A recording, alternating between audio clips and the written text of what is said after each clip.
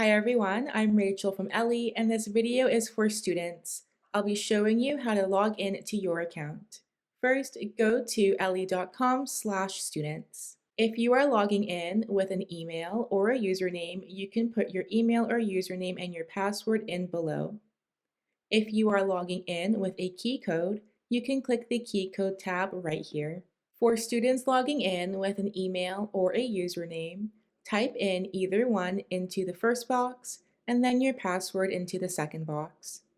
You can also click the eye icon to see what you have typed. Once you have typed both, click the blue login button. For students logging in with the key code, once you have clicked the key code tab, type in the 6 digits your teacher has given you and then type in your last name. After that, click the blue login button. Once you have logged in, click your class and choose a lesson to begin working on.